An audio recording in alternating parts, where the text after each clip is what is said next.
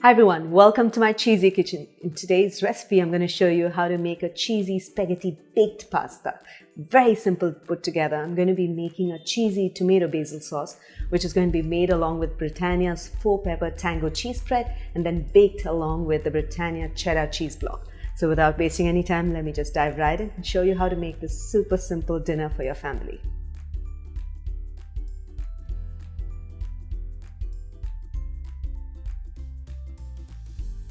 First is to grate the Britannia cheese block, and let me get started with that. So the Britannia cheese block is one of my favorite cheeses because one, it's packed with the flavors of cheddar and it tastes really nice, and two, it grates so beautifully that these beautiful shavings you can just shave like a bunch or a few blocks at a time and then store it in the refrigerator or the freezer and then use it as and when you need. And the best part about the Britannia cheese is that it melts beautifully. Great, so that's it. So I've finished grating my cheese. My next step is to make the cheesy tomato sauce, which is going to be made along with Britannia's 4-pepper tango cheese spread. So let me show you that. So to make the cheesy tomato sauce into the mixer grinder, go ahead and add in the tomato puree. Into this, I'm going to go ahead and add in my favorite cheese spreads, which is the Britannia's 4-pepper tango cheese spread. It's packed with flavors of chili and peppers and brings in a beautiful taste to the sauce. Okay, so I'm just going to go ahead and open it and add it into my tomato puree. And the Britannia cheese spreads come in 6 different variants. Each one of them is packed with flavors, and you must give them a try. And I often stock them in the refrigerator, a few flavors at a time at least, so that it comes in very handy to make these pasta sauces. I'm just going to go ahead and cover it and blend.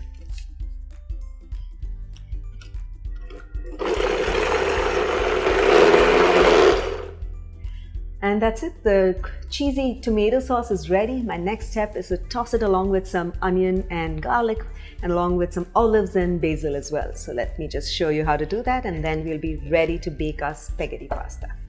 So into my preheated pan, I'm going to add in the olive oil,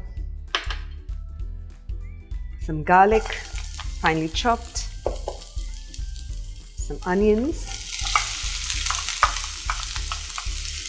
and we'll saute the garlic and onions until the onions soften and turn lightly golden brown in color, about 3 to 4 minutes. So the onions have perfectly browned. At this stage, I'm just going to go ahead and add in the cheesy tomato sauce. To this, lots of black olives, which is sliced, and then chopped basil leaves. We'll give it a stir. I'm going to go ahead and add in my cooked spaghetti as well and toss them all together until the spaghetti gets well coated with the sauce, about 3 to 4 minutes. And once that is done, I'll be ready to put it in the baking dish and then top it with the Britannia cheddar cheese block and then bake it until the cheese melts. So that's it. The spaghetti is well coated. Well, I've just added olives to bring in the taste and flavor. You can add mushrooms, roasted vegetables like pepper, zucchini, any vegetable of your choice, and then toss it along with the spaghetti and then put it in the oven for baking. And it'll taste really nice. So that's it. So I'm just going to turn off the heat and then put it in the baking dish and be ready for baking. Great. So I'm just going to go ahead and add in the spaghetti into the baking dish.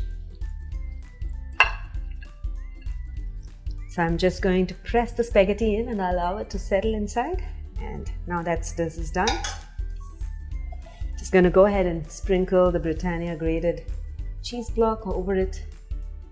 All right, this is ready. Now I'm going to put it in the oven for baking, which is preheated at about 180 degrees centigrade, and bake it in the oven until the cheese melts completely. And once it does, it'll be ready to serve.